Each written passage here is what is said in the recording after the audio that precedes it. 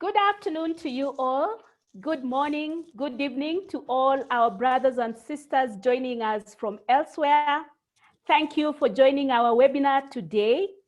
My name is Catherine Musakali, and I'm the chair of the Women on Boards Network here in Kenya.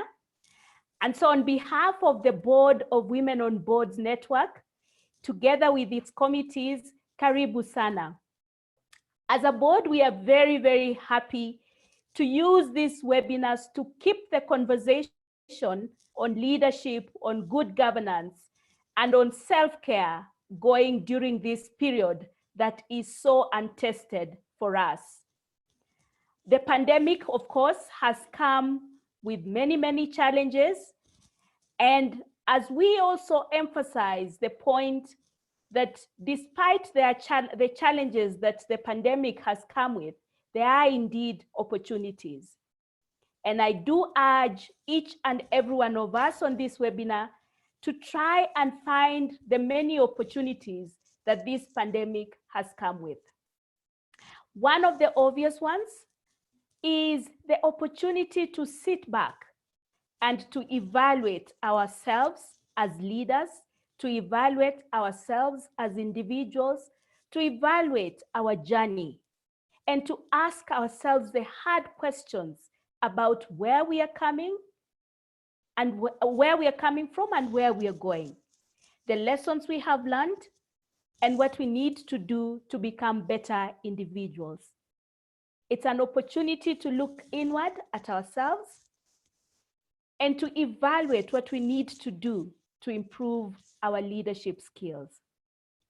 And so it is a great pleasure that I welcome today a great friend, a great mentor, and a great leader indeed, Miss Mary Wangari Wamae, to speak to us, not just about her leadership journey, but also to speak to us about those lessons that she has learned, those things that she would advise each one of us to think about during this time that things are so different from what we are used to. How do we embrace the new normal? How do we become better leaders? How do we carry everybody along? And how do we become a better human race?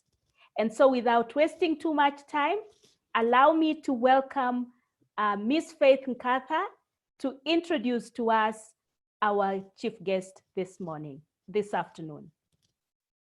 I see that Faith has not joined, and so I would like to invite a board member of Women on Boards, Ms. Nkirote Morianjiru, to do us the honor of introducing our guest this afternoon. Karibu Nkirote.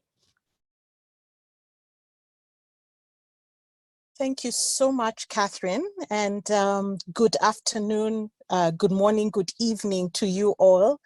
It is such a great pleasure to have you with us this afternoon, and we are really grateful, Mary, that you could join us. I have the humble duty to introduce Mary.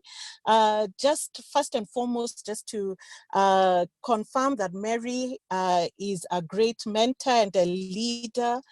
We are so happy to have you, Mary. Mary is the Group Executive Director at the Equity Group, responsible for the companies outside outside Kenya. She is, sorry if you just give me a moment. My apologies for that.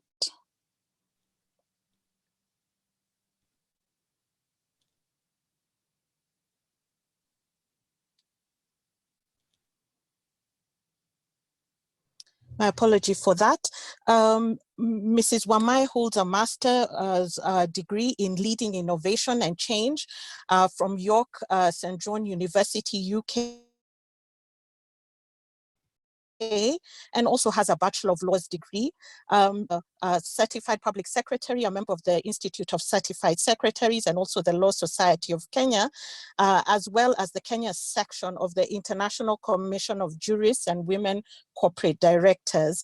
Mary has been with the Equity Group for quite a while now, and whereas she started as the board secretary or the company secretary, she then took on the position of Director of Strategy in 2007, and in 2017, she was requested to step up in order to oversee the subsidiaries within the group. The Equity Group currently has 7 subsidiaries across East Africa, apart from Kenya, in Uganda, South Sudan, Rwanda, Tanzania, DR Congo, and Ethiopia. And in addition to providing the full range of financial services, apart from banking, there's also insurance, investment banking, and they also have fintech subsidiaries. Mary, we are so proud to have you this evening. We do know that the Equity Group has continued to be a forerunner in the financial services sector across the region, and is also a great partner in investing in social impact across the region. So we do look forward to hearing how you have taken your leadership from one level to another, and particularly what lessons you would have for us in terms of leading during times of crisis. So Mary, welcome, and thank you so much for being with us.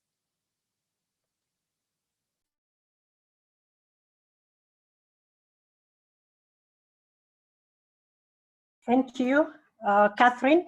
Thank you, Kirote, and thank you all who have dialed in from all corners. We really appreciate your presence. And I must say that I'm also honored to be in this very distinguished forum. It's an honor and privilege to join the Women's on Board Forum. Catherine knows that we've been trying to do these thing for a long time. And probably I'll tell you a positive thing about COVID before we go into all the other things. So for the last 1 year or so, she's been, oh, you must come and speak to us. And I was like, okay, Catherine, 4 months in a year, I'm really not available because I'm in DRC, I'm in wherever for board meetings, I'm on the plane here. Another 4 months, I'm traveling somewhere. So what COVID has done, I've found that the farthest place I've been is between my house and the office. No flights, no hotels, no nothing. And so the last time she asked me, she can confirm, the confirmation came within a few hours. Exactly. Yeah. It was very prompt because my diary was very flexible. So let's give credit to COVID for once. I think that was a positive thing, and I'm really honored, Catherine and team, that you could invite me. So I'll just share my views. When she asked me what I wanted to talk about, I thought that in these times of COVID, I don't think we can have any conversation without talking about a crisis situation, because that's basically what we are living through, and that is what we have to sort of figure out in our personal capacities, but also in our professional capacities, in our institutions. How are we gonna deal with this issue? The way we see it, or the way I see it myself, is that COVID started as a health issue in China. And initially we all dismissed it and started saying, oh, that's for them, and it's not for us. We should not be bothered about it. And I think several people had the same reaction initially. But I think over time, we came to realize that it was not too far away from us. I think everybody in this world has been affected, either directly or indirectly. Personally, business-wise, profession-wise, it has left a mark, and it is still leaving a mark in all of us. So I think we have to talk about it. But now, when we talk about it in such a forum, I think we can put it in the context of leadership. And that is why I actually chose the topic. How do we lead in a crisis like this one? And now look at it from two perspectives, because that is what also as a bank or as a group we are looking at it. And the first part of it is, how do we survive it? Because there's a possibility that a crisis can leave a person, unfortunately, or a business dead. That's one possibility.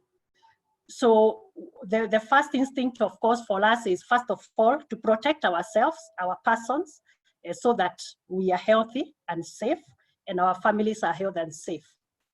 Now, the second part of it is our businesses and our professions. How do we protect them so that we can survive through the crisis? So that's the other part of it. Now, I would say that the most important and the third part of it is thinking through, and Catherine has talked about it very well in her introduction, and thank you so much for that very good introduction, Catherine. What will the new normal look like? Because we are still, probably we are saying, depending on which country you are in or location you are in, we are at different stages of this crisis. And we can only start imagining or presuming how the new normal will eventually look like. And that is why it is very difficult for anybody to react, because we are not sure what will happen next. Because we are being told there must be a first wave, we are going through a first wave, there might be a second wave, we are not sure what will happen. So what do we do then as businesses and as professionals and as individuals? So I'll try to focus around those three key areas or key questions through the presentation, but I'll make it as short as possible because of time. So I welcome you to share a few slides. If you could allow me to share the slide, Hannah. I want to share the screen. It's all right. Click on the green button. It's disabled. Hannah, make Mary a co-host. She'll be able to do it. Okay.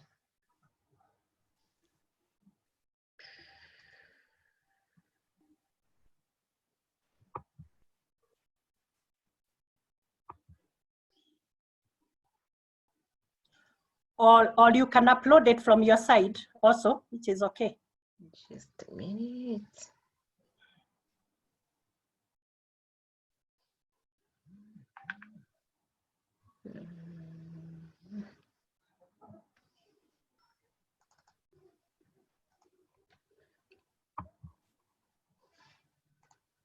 It's now okay. You can be able to share.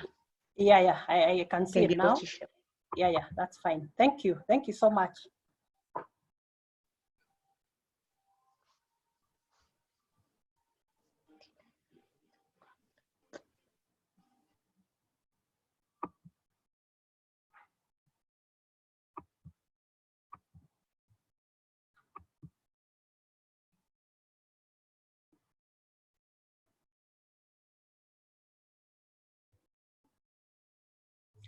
I'm trying to do the full slide.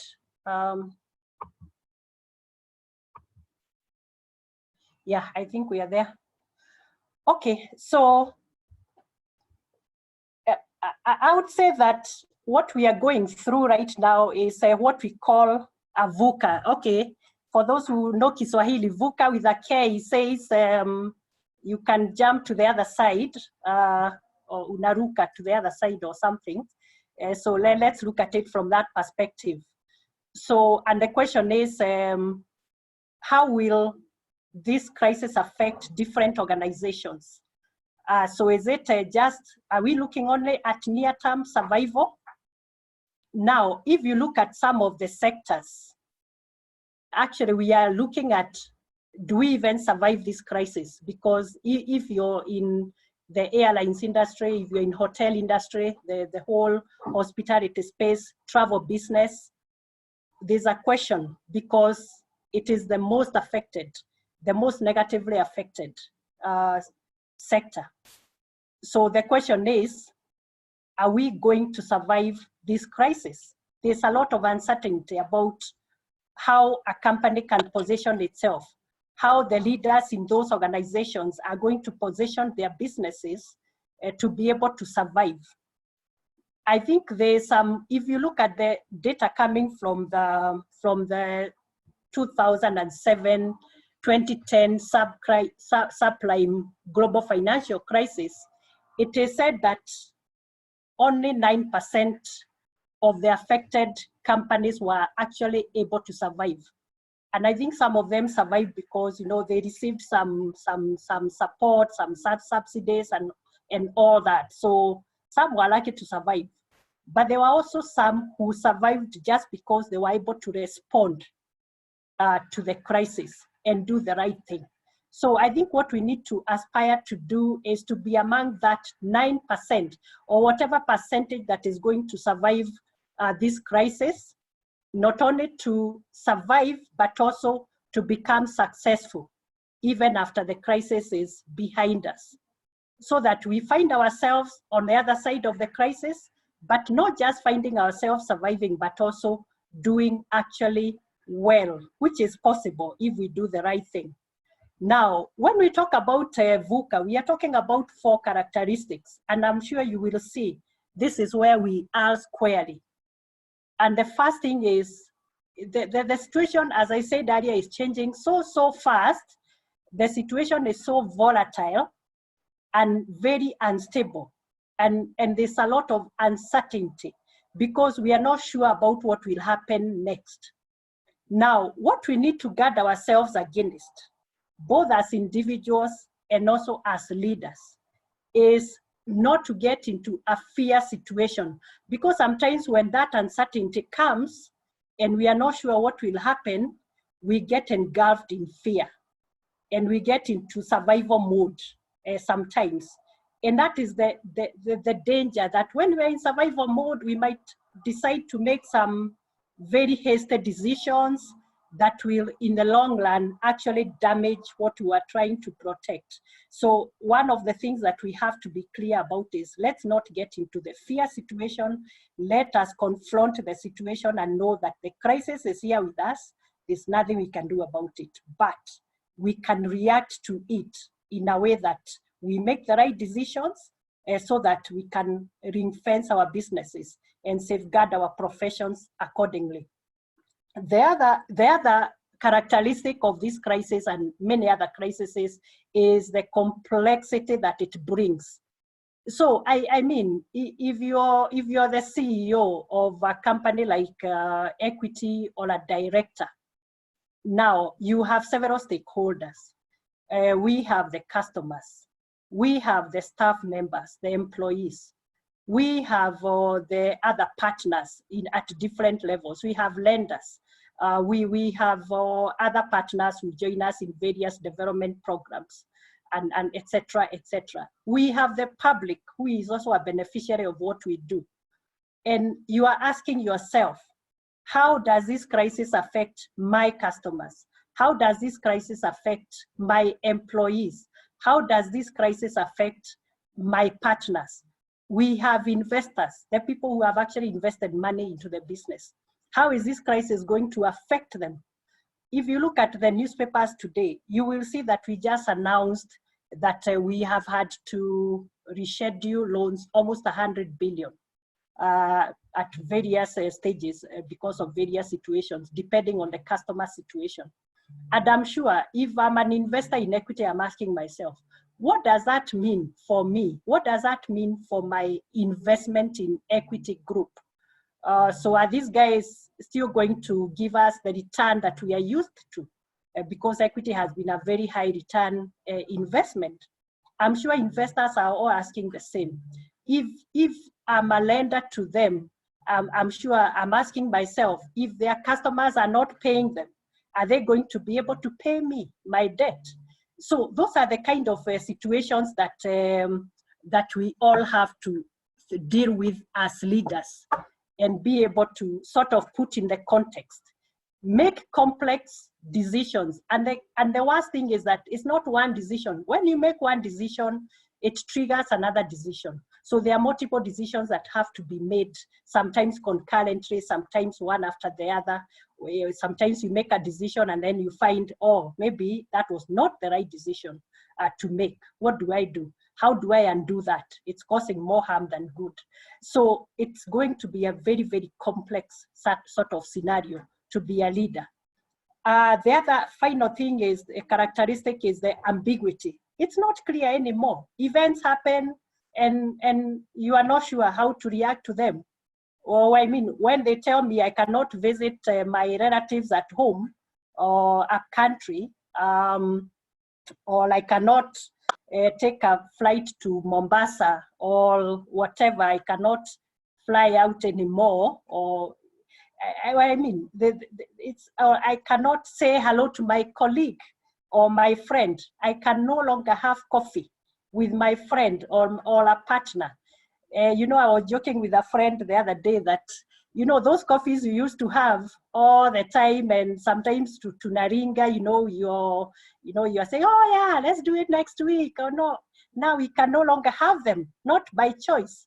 And I'm really missing those coffees because they can no longer happen. So it has curtailed even our interpersonal relationships and our ability to mingle also, which is something that we are not used to, or that we never expected. And the same with customers. They can no longer walk into your business the way they used to before. The businesses which are open have put very interesting, complex conditions. Some of them now tell you have to book an appointment, whereas before you could just walk in. So everything has changed, and there's a lot of ambiguity, but there are also a lot of unknown factors, and those are the ones we have to be afraid of. But then, surviving and thriving, I think it will be for the strong. It will be for those who have distinguished themselves as leaders. And I think that is where we need to. So I'm taking this crisis as an opportunity for us to demonstrate our leadership capability and our ability to make tough decisions when the situation calls for tough decisions. But we can only do that once we acknowledge the fact that the game has changed forever. I don't know what we can talk about the new normal, what the new normal will look like, but it will be very different, certainly, from what we know today. So I'm looking at it from the point of view that we have to figure out what is the path to the next new normal, whatever the new normal will look like. And I've looked at what McKinsey calls the 5 R's of qualities or qualities of leadership that is supposed to help us to get to the next level. Now, the first one is a resolve. And the resolve is immediate. Immediately now we address, and I'm sure we've been addressing because we've been with this crisis for a while, the immediate challenges. We have to save lives, safety issues, save our businesses, save jobs as much as possible where we can. Then, of course, evaluate the depth and scale of the crisis and how it affects our businesses and our professions. And then, of course, the first thing we did in equity was create the NAV Center, a team that was in charge of rolling out the BCP, the Business Continuity Plan, just to deal with the very, very immediate requirements of the circumstances. And you have to do that very successfully, because if you don't do that, then it can mean a grave harm, either to the employees or to the customers or to the business. And I think something else that we all have to deal with is sales declining. Businesses, some of them are actually fully closed. How do you manage costs? So those are the very, very immediate things that we had to deal with. So that is one. So quick decisions before things get out of hand. Number 2 is resilience. Now, this is something you have to put in place, because when we know the crisis is here with us, but we have to be resilient. We have to have that the thick skin, as we call it, in other words, so that we recover and grow revenue. So if one revenue is shut down now, you know that you have to look for another base for your business to thrive, or at least to survive. So recover or grow revenues in other directions. Address issues of liquidity management because cash is king in a crisis. One of my professors used to tell us, never run out of cash. And I will tell you that never run out of cash. That should be the theme for the next few months. Never run out of cash because cash is king and you really need it for survival. And then, of course, we have to look at the enterprise risk management issues, the various risks that have been not there, that the new risks emerging, of course, together with the old risks. If you are in an institution like ours, where, things like cybercrime have been an issue, you expect an escalation of that because people are desperate now and people are looking for cash. So you have to put in place whatever needs to be put in place so that you can ring fence your business. And then internally set your must-win battles. As a team, you have to decide what are the very, very quick wins that you can have so that you can survive the crisis. Now, the next one is more about going forward. After you have ring-fenced your business and now you have survived, you're sure now you have put in place the mechanism for survival. How do you then ensure a return to the new normal, whatever the new normal will be? And this is where we talk about the recovery phase, a clear detailed plan, because right now we need to be trying to look at the sectors, and I'll look at this a little bit earlier or rather later in the presentation. What are the possible sectors that probably will not be highly affected by the crisis? Can we diversify our business to that? So we know things like food, agriculture, they will actually be selling because people have to eat and drink even in a crisis. So are we able to sort of spread our wings there or do something there, create partnerships and collaborations, etc., etc. Of course, the other one is reimagination.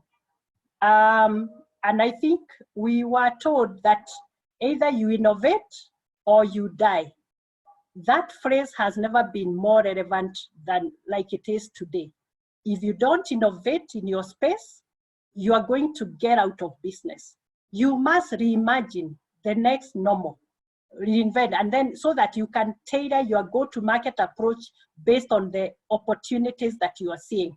And Catherine talked about the opportunities, and this is a very, very, very severe requirement. If you don't see the opportunities, if you don't re-engineer your business and change your approach, some people will actually have to create new business models because the old model doesn't work anymore. I'm looking at someone who is running a restaurant today, and probably they had a very detailed plan for growth of outlets, retail outlets and all that. And I'm thinking, this will not be the time for you to continue with growing the retail outlets. Maybe, probably you should be investing more in a delivery service where you can deliver home. So there'll be also some shifts in the budgets. The budget which was allocated to a new outlet may be actually now be used to create a home delivery service so that customers can order online and etc., etc. Yeah, so that's what we have to do, and it is a requirement for us to be able to take advantage of the new opportunities that are going to be available to us, because for sure I can tell you opportunities will be there, and I can say that without any fear of contradiction, but they will only favor those who are able to see and understand those opportunities and are able to reconfigure their businesses accordingly to take advantage of them. Now, the final one is reform. We are aware that the competitive environment will change because now we'll all be scrambling for the very little resources and customers that are available. So we will have more regulation. We have seen bills in Parliament trying to regulate rentals, trying to regulate labor relations, trying to regulate very, very many things. So there'll be a lot of involvement there.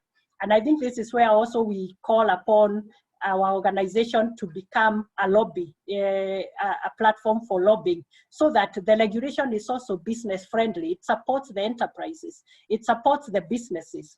There'll be shifts even in the way we manage our supply chains, because we have seen the disadvantages. For instance, those who have manufacturing plants far from their market, they are really suffering. So there'll be a reconfiguration. So we don't know whether, for instance, we'll now have more manufacturers manufacturing in Kenya for supply to the region, which is an opportunity also. So we have to look at all that. We have to look at sustainability. One of the things that we are even asking ourselves now is, do we need the big office space that we currently used to occupy? Because now we have realized that people can work from home and work productively. So there will be a change in mindsets. The way we've been used to doing things, I think a lot will change. And it is for us as leaders to be able to figure that one out as we go along. So I don't know, I think I've talked quite a bit, and maybe I would pause there so that if there's any questions so far, maybe we can take a question or two before I proceed with the rest of the presentation. Thank you. Thank you, Ms. Wamae. Hi, Kirote. Hi, Faith, and welcome back on. I was ready to take on this session, but welcome. Thank you. Maybe I should let you do it. I'm being told you're doing a fantastic job, but thank you, Kirote. Thank you very much. That was such an insightful session, Ms. Wamae. I'm still holding on to what you said. What is the path to the new normal? And I think it's something like that is so pertinent for us to think about. We have a great number of questions. We'll just go through a few, and then you can continue with the session. And thank you, everybody, for attending. So one of the questions that's being asked is, what is the future of banking after the crisis? If the modern banking structures are still in place, what do you think will happen to the lending partners? And that's coming from Charlene Maitha, Manager, Future Invest. Somebody else is asking, what skills are important for board members at this time? What skills are important for board members at this time? And that's coming from Eleanor Kithaka. And somebody else is asking a very interesting question here. What has been your biggest challenge during this time, according to you? What, in your experience, what has been your biggest challenge in this season? And that's coming from Rose Maruti, HR Manager, Unga Holding Limited. Those are 3 questions. I'll let you answer those, then you can continue with part 2. And I'd just like to request our audience to keep the questions coming in, and we'll keep reviewing them and sharing them with Ms. Wamae to answer. Karibu, Ms. Wamae. Yeah, thank you for those very good questions. Thank you. The future of banking.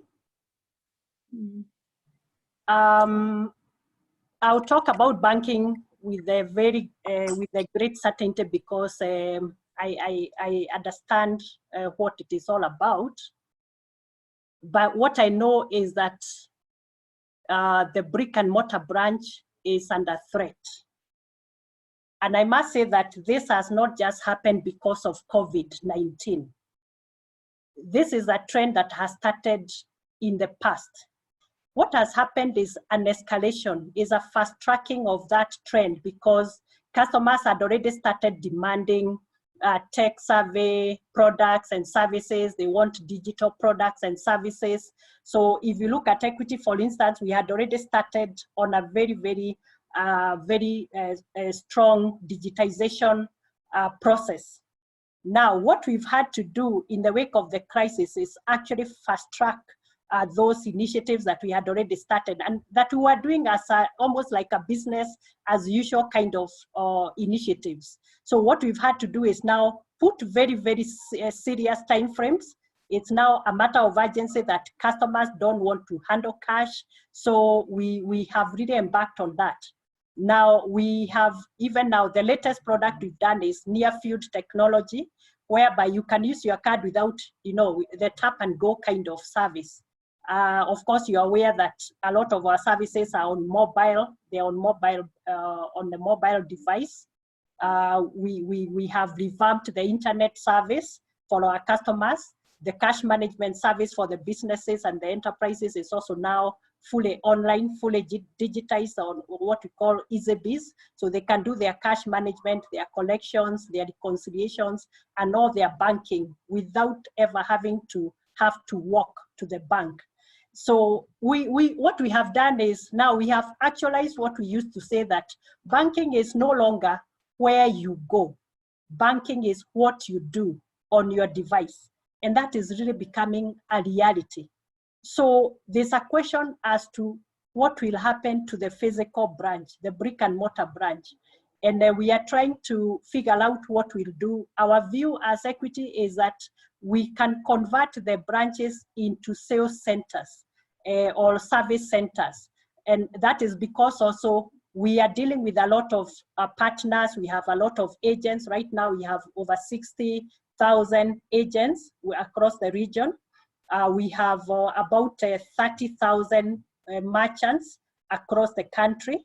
So the branches, instead of becoming places for transactions, they're actually going to become service centers, just to coordinate the merchants and get support to them and the agents and the like, and other partners, but not for, like you go there for 5,000. No, you don't need to do that, because 5,000, go to the agent, do it on mobile, or use the point of sale service device, which is at a convenient location to you. So that is a big thing happening in banking. The same with loans, whereby we used to have a lot of queues in our branches before, people wanting, especially the retail loans.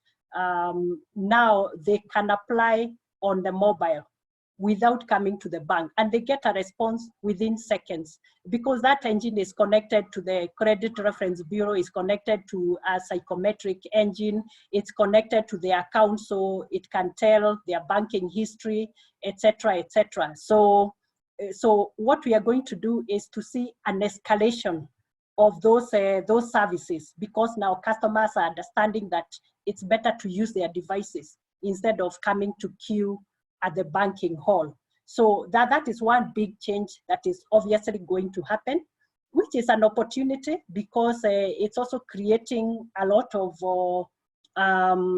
it's creating an opportunity for a lot of innovations around that area. Remember, we are also now talking about what we can do with data analytics. We are talking about artificial intelligence and how we can apply those into banking so that it becomes more convenient to the customer. It also becomes easier for a banking institution to understand its customers because the data is available, but the engine is able to analyze that information and convert it to some decision-making format. So there's a lot happening there, and you can expect quite a lot going forward. Now, on the question of, what was the other one? The skills that are required of board members in this environment. As a board member, I would say that the first responsibility is to ring-fence the business. But the most important one is also to reassure the staff. Because you see, everybody is worried, everybody is fearing. So I think I would say that the first and most important requirement, or what the board member needs to do, is to empathize, whatever that word is, with the staff members, with the customers, with the investors, so that they can reassure them, but also educate that this is what you have to do. This is the time for you to put forward that business continuity plan that we approved. It is time for you to activate it. So the more than ever before, the board will be required to provide that leadership from the front to the business. so that everybody understands what they are supposed to be doing, and they do it because time is not on our side. Some of these things have to be done very, very quickly. So it means that the board members must have the skill, first of all, to manage those relationships well. The other thing they have to do very well is decide when communication is necessary, communication to stakeholders, whether it's the staff members, whether it's the customers, whether it's the investors, whether it's the public, the government, the regulators, etc., etc. So communication skills are also very, very, very necessary at this point in time, because communication needs to be clear and also to the point, and it should not be ambiguous what people are expected to do. Now, on the individual challenge, to me, I must say that the biggest shock for me has actually been, you know, I cannot go where I want when I want to go. That, to be honest, that has been a serious shock for me. And that is because also I travel quite a bit, and April I was supposed to be all over for board meetings. I couldn't go. And you know, it took some time for me to quite absorb that. And also the fact that, you know, you have customers, we have customers, but you cannot serve them the way you are used to. That's quite a shock. So you have to quickly try to figure out, okay, so what are we going to do? Now, remember also, as Kirote said, we have subsidiaries in 7 countries, although Ethiopia is a rep office, so it's fairly small. But 6 countries are running serious businesses. And now the crisis has affected each country differently. So, or you get a call from DRC, this is what we are going through. Their lockdown actually came, Rwanda lockdown came very, very quickly, very early. Total lockdown. Uganda, total lockdown. No vehicles on the road, nothing.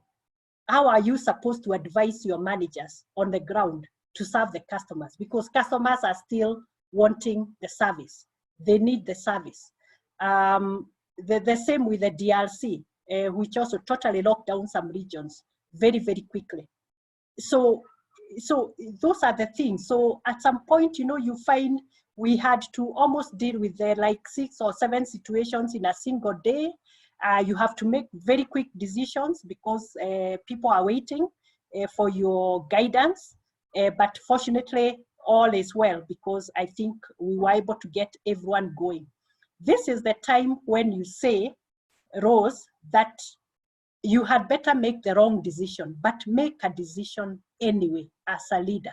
This is not the time for you to dilly-dally, you know, procrastinate and say, oh, we'll decide about that tomorrow. Tomorrow might be too late. You have to give direction. There's a joke about some guys who got lost in one of the mountains. I think it was the Alps. And they were totally lost. Now they have no idea where they are. So they are trying to figure out, how do we get out of here? And one of them actually discovered they had a map. They had a small map. So they used that map and they looked and they looked. They went, they walked, and finally they got out, fortunately. And then when they were asked, okay, so how come you got out of your crisis? And they said, oh yeah, fortunately we got a map. That's what we've used. And then somebody looked at it and they said, this map is not a map of the Alps. This is a map of some other mountains, not the one they were on. But they had a map anyway. And I think the fact that you have a map, you have a clear direction, it gives you the courage to do what you need to do. So this is the time for you to make sure that you and your team has a map with which enables you to make a decision. Thank you. So I can continue if I'm okay with the questions. We can probably talk about them a little bit later if there's any further question. Yes, So, there are actually quite a number of questions. I just wanted to know how much longer you might need to complete your presentation, because it's all good and there's so many questions coming in and we want to see if we can cover all, and we're almost at the top of the hour as well. Okay, give me how many? 5 minutes? Okay, okay. Yeah. Then we can do a few more. 5 minutes I'll cover. This is quite this stuff, you know. So setting the foundations for success, I think we don't have to talk much about it, but I want to talk a little bit about corporate governance. Corporate governance in such a situation is very, very tricky, is very critical. So what we have done is we have also set up a board crisis management committee that is available to the management at short notice, so that if there are any fast decisions that require to be made, this committee is always available. So the board must support the management which also supports the rest of the staff, so that decisions can be made very, very quickly. But then also oversight and review of what is going on. So the board has to make sure that they're overseeing what is going on, get regular updates on what is going on. What I used to do, especially the first few weeks of the crisis, is I would share a summary with the board members of what was going on in every country, which country is evolving, whatever, how the situation is evolving, just so that they can keep informed, and they would also be able to give their feedback and their suggestions on what else can be done, and support in whatever way they can. I talked about communication. I don't think I want to do that again. The most important thing also, other than corporate governance, is reviewing your purpose. We must lead with a purpose. We must do what is morally right. So this is not the time for us to try to take shortcuts, because we'll be hashed we'll be judged very harshly if we take advantage of a situation, or if we seem to be taking advantage of a vulnerable population. This is the time for us to align ourselves with a social purpose. What is the reason why our business exists? What is the reason why even we as individuals exist? So we must always be very careful not to cross the line of what is morally right and what is aligned with our social purpose as institutions. So remember, this is the time for us also to do the triple bottom line and effect that. People care about people, the environment, even as we protect our commercial engine as businesses. I talked about digitization when I talked about the question on equity, so I'll not dwell into that. Now, this is a subject that is really close to my heart. The time to create a legacy for yourself and also for your business. Who will cry when you die? It is time for us to reflect. And it is good what Catherine said, that it's a good time for reflecting, both as at an individual level and as a business. Who will cry when we die? And the only way we'll get someone to cry is if we do something that will make them to remember us long after we are gone. This is a good time. Yeah, so it's time to look at where our creativity hat, where our innovation hat. Let's figure out how to turn adversity into an opportunity. And you can see what guys are doing. Men are now they are baking cakes and selling them online. Yeah, it's an opportunity. And I'm sure they are getting a lot of sales because everyone is at home now, so they have all the time to order. E-shops have become the norm. So it's time for us to, just rethink, what else can we do? Now, this is supposed to be a joke, by the way, so you can laugh after. There will be new positions created in some organizations. So do you see the new position? So someone has just been appointed the go-to guy for blame absorption. So who is to blame for all this COVID thing?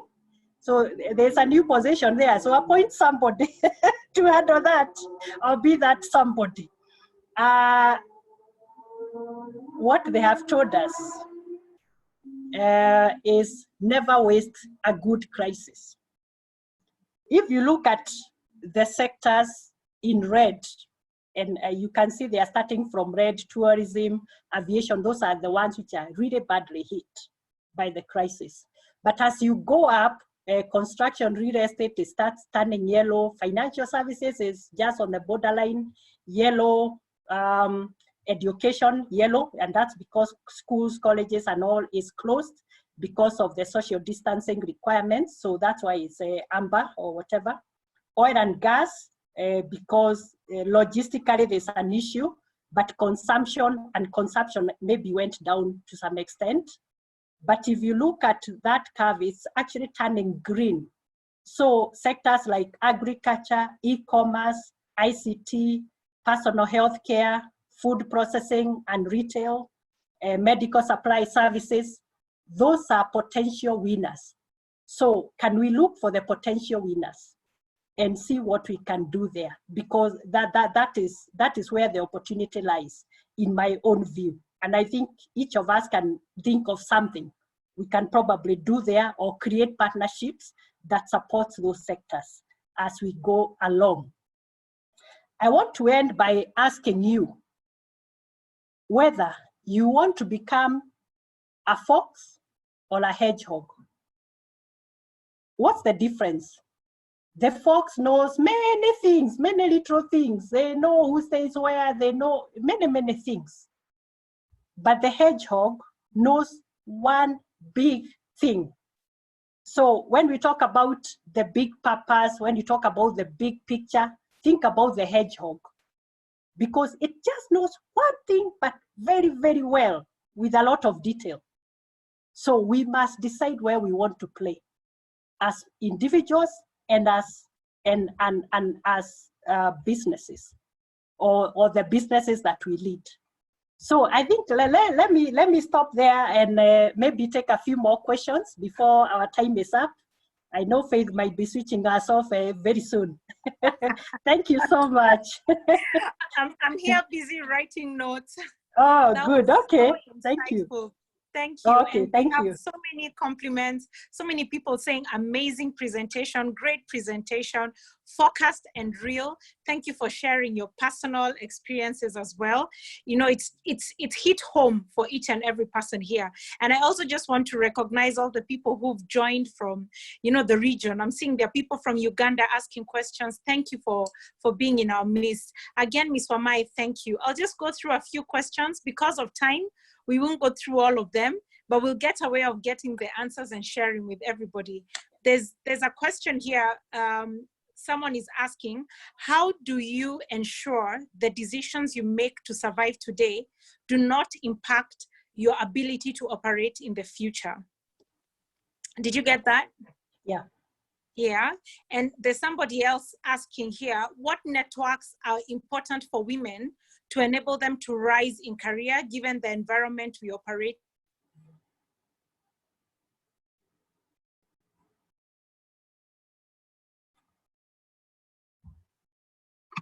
Sorry, I lost you there. Faith, I lost you. I believe her link is a bit strained. I think it's hanging. Yeah, it's hanging. Yeah, it's hanging. So perhaps in the meantime, I can answer the first one. The in the first meantime, question, even as she's coming on. as we get her back here. Okay, yeah, so how do we ensure the decisions we make today do not impact survival in the future? Remember I said that the first thing you have to do is, they are not easy decisions. They are very, very hard decisions. Remember, we are talking about decisions where you may have to forego, or you know, you will have budget cuts. You will probably stop some projects. You will probably start new projects. You probably start doing or change the business model to some extent. They are not easy decisions. I don't think any leader today is being called to make easy decisions. They are all very, very tough decisions. Now, what you need to bear in mind is that the decisions you make are not led by fear and that survival instinct only. you have to look at the long term. And that is why it is very important for every leader to try to imagine what the future will look like. Because if you try to imagine what the future will look like, then the decisions you make today will be geared towards that long-term thinking. So they'll be long-term. So you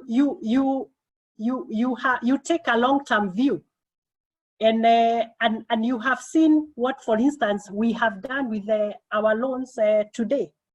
And we have said different customers have been affected differently. We are willing to accommodate them up to 3 years, depending on the circumstances of their businesses and all that. That is not a very easy decision for a bank, saying that I will not receive your money for the next 3 years.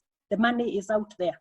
But you make the decisions based on the long term. Because we also said these customers need to also survive. We need to keep their lights on, even as we try to keep our lights on as a business. So there'll be very, very hard decisions too. So what you need to figure out is, what is your long-term strategy? What do you want in the next, after crisis, and in the next 3 years, in the next 5 years? What do you want your business to be? And then you make decisions that support that today. They may appear like they are strange decisions to others today, but I can assure you they'll be the right decisions for the long term. So that is what you have to do. Faith, I hope we are back now. Yes. Yeah, I don't know. I could hear everybody, but for some reason, no one could hear me. Yeah, we lost you. Yeah, we'll just answer one more question because of time.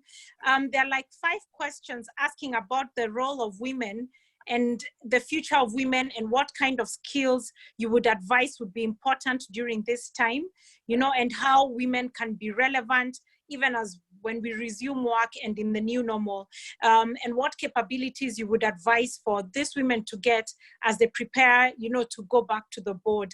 And a few people are asking even about the youth as well, you know, during this time at home, how can we get ourselves ready to fit into the boards and back into the workplace? So maybe you can touch on that as well. And finally, there are quite a number of questions on banks. How are banks working with the government? What is the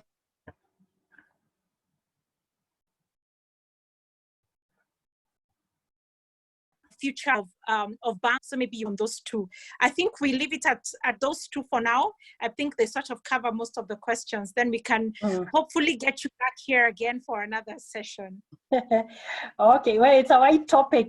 We can't cover it exhaustively in one hour, but we've done our best. So careers for women, my single advice to the women, the thing, first of all, they have to have today and always is courage.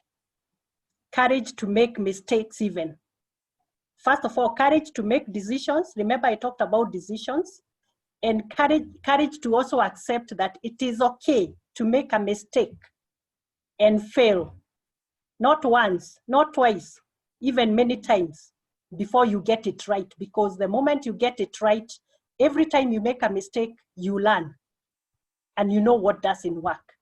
So the next time you try, of course, you try in a different way. And I think, to be very honest, I would say that is what I've realized as one of the barriers that we've seen young women and women generally having, and also building the self-confidence that they are good enough for the job, or good enough for the position of director, or good enough for the managerial position.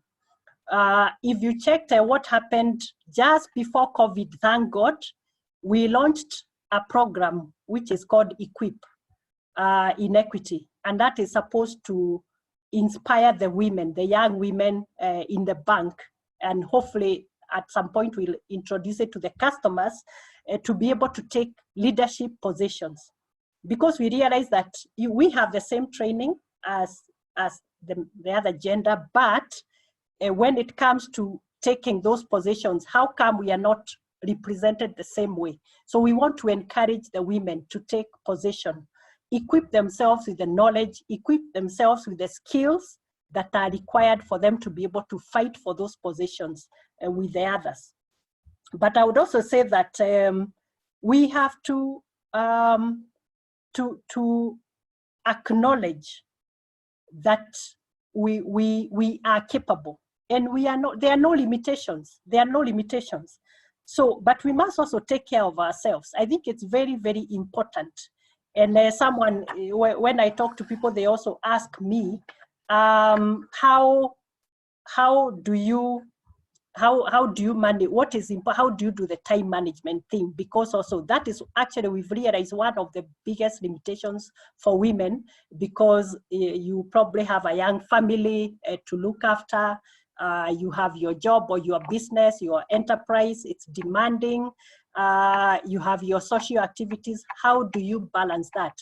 And I want to tell you that it is possible, because I like talking about it. I follow Robin Sharma, and he talks about the 4 empires.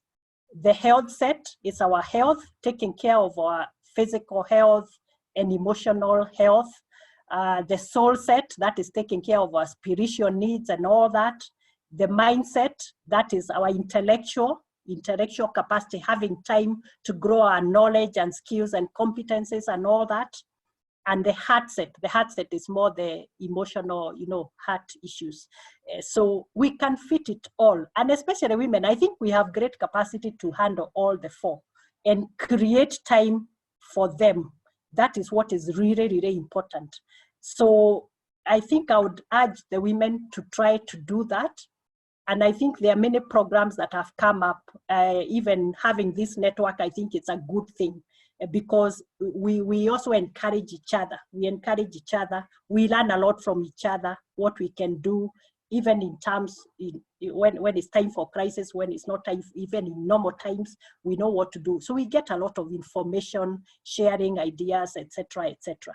So I think that's what we really need to do, but support each other also. I think that is also critical. Thank you, Faith.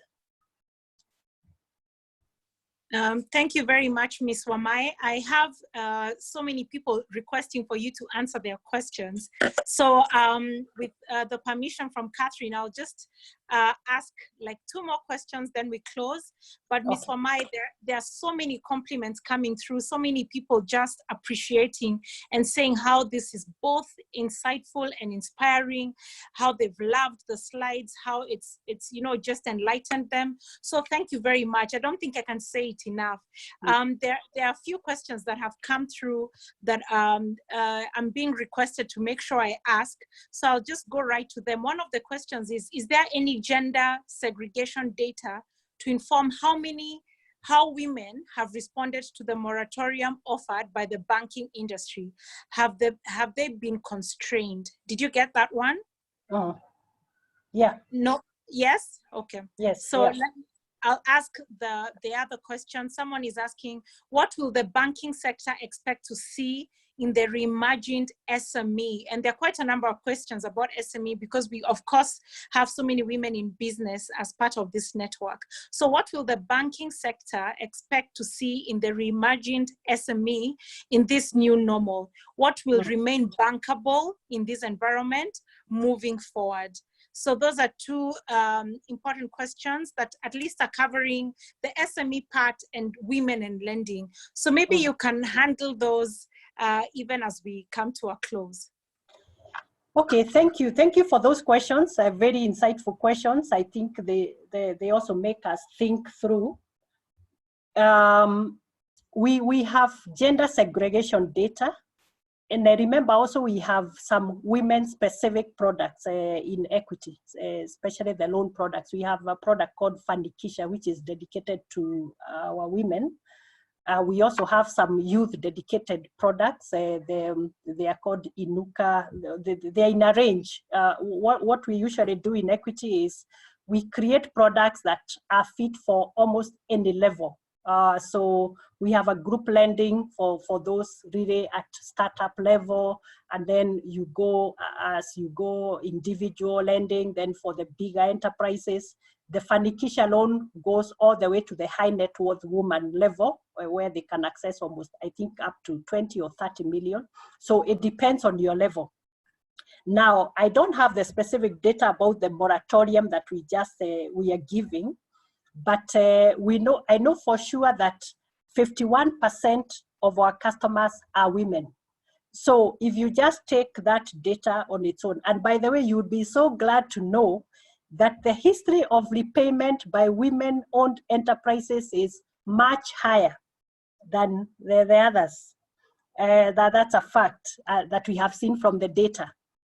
We also did the Women Enterprise Fund, and the repayment rate was about 98%. So I can say even the youth fund, we had very, very good repayment rates. And for the youth also, what we saw was that drive, that ambition. So sometimes some of them would start at what I call the group lending level, where they come together as a group, they guarantee each other. And then you realize after a year or two, a lot of them have broken out of the group, and now they have built their own assets on their own, and they are coming individually to borrow as individuals, which for us was very, very significant impact. And we see that happening all the time. So we would say that the women-owned enterprises are doing very well in equity, and we have seen a lot of them do very, very well. Move from very small loans, and they progressively come to what we call the medium enterprises.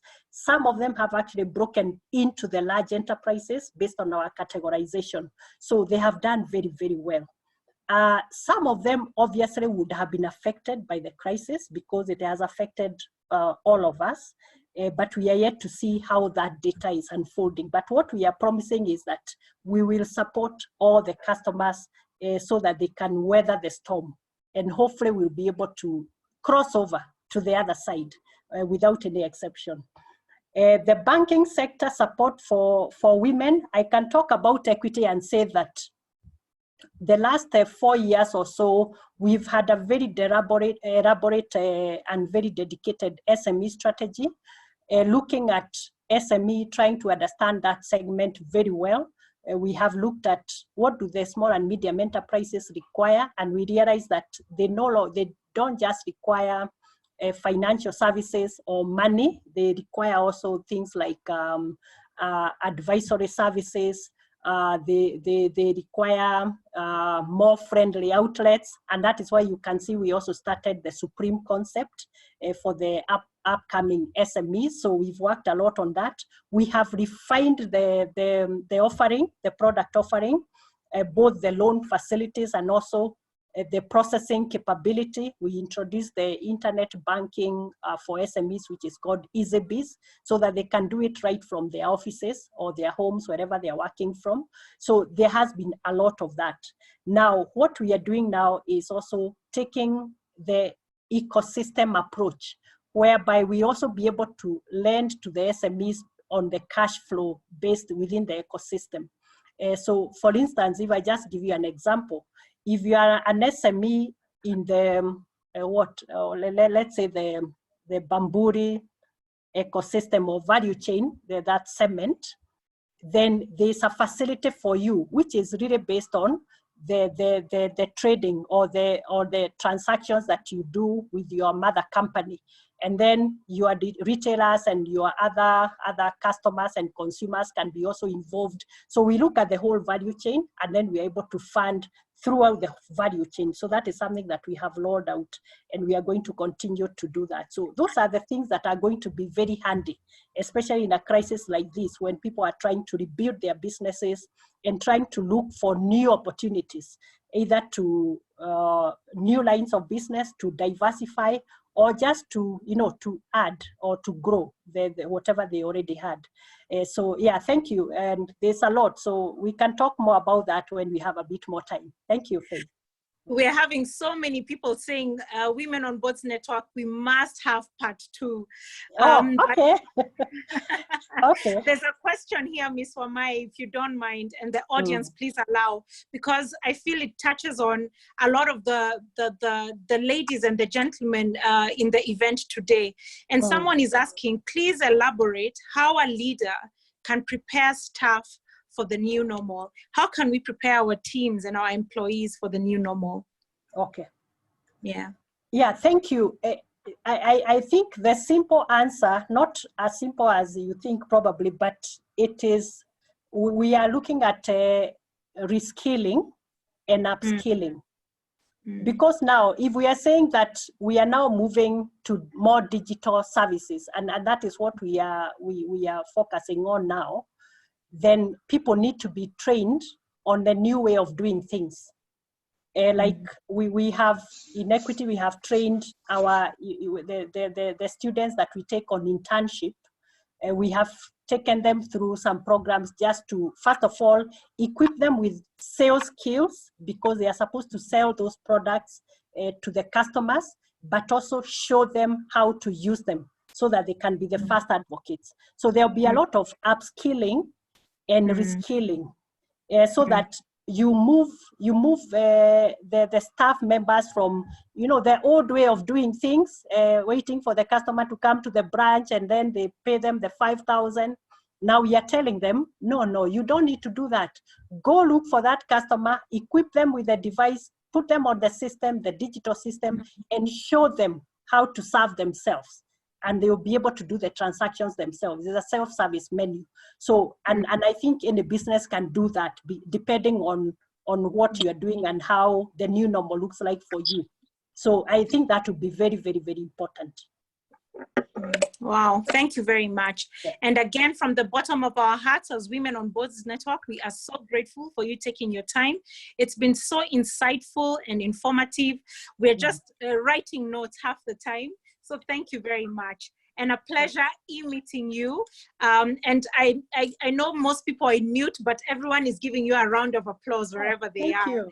Thank you. So before I invite Ms. Mkirote to give us the closing remarks, I just wanted to remind us, in the words of Ms. Wamae, you mentioned how you're missing your coffees and things like that. What we do as Women on Boards Network, we have a dress code. And why we do it is so that you can feel like you're dressing up to go have your coffee with friends. It's our way of getting together with you. Yes, it's a beautiful flower. So please, when we give a dress code, please just get dressed up, get your cup of coffee. Let's just get together. And like you said today, we never waste a good crisis. So we won't waste this one in our getting together, in learning and being better by the time we are done. So now I'll just invite Ms. Mkirote to just come in and tell us what to expect coming up in Women on Boards Network and give us closing remarks. Thank you. Thank you very much. Thank you. Asante. So thank you very, very much. Faith, thank you so much for moderating extremely well.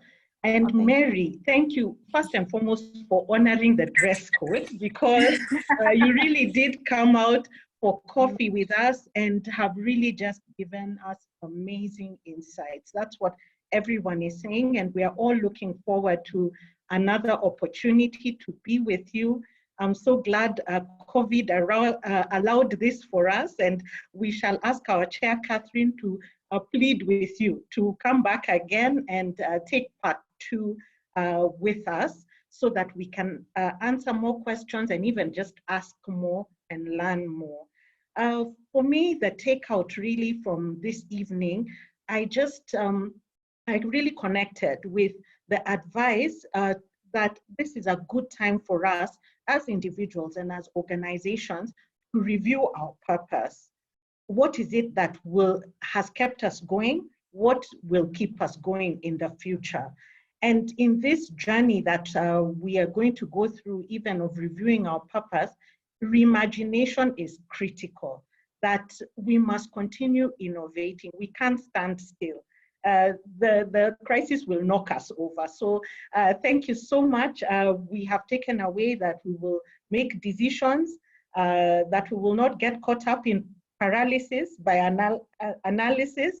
And certainly for me, I will carry my map with me. Whatever map it is, it doesn't matter. It will show us the way out of here. So thank you so much, Mary. We really are appreciative.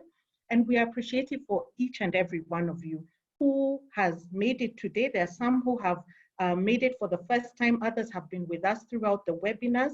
We promise that we will continue trying to put together speakers and panelists who can come and just challenge us in our thinking. So please interact with us, even online. Tell us what you would like to hear, who you would like to hear from, so that we can continue putting together these forums that all of us have come to get used to and to enjoy. We do have other activities coming up.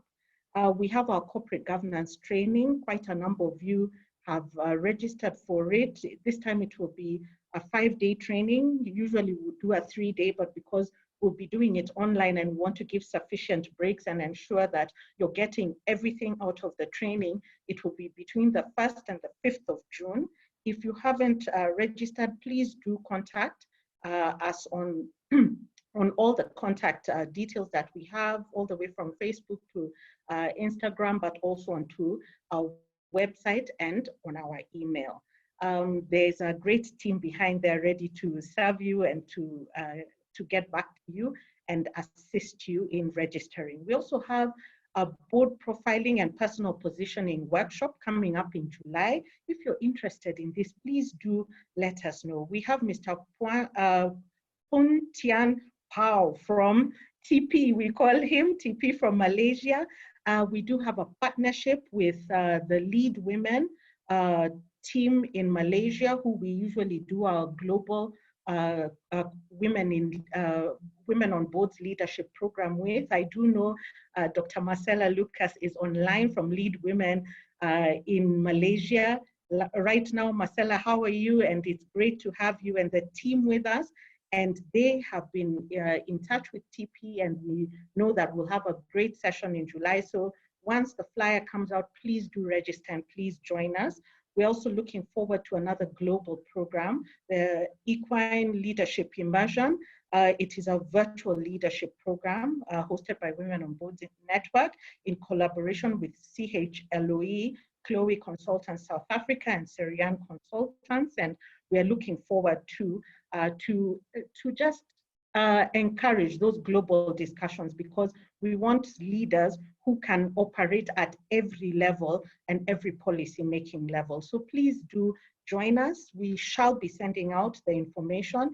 For those of you who are not yet members of the network, we encourage both women and men. We do have Calvin as one of our founders too. So to please join the network. It's a fantastic way to network and also to look out for opportunities to serve on board. So we really do appreciate each one of you. We're grateful that you could be with us. Thank you again, Mary, and I'll hand back to Faith. Thank you, our chair, Catherine. You have done an awesome job just keeping us together this evening and through the days past. Thank you, and have a good evening.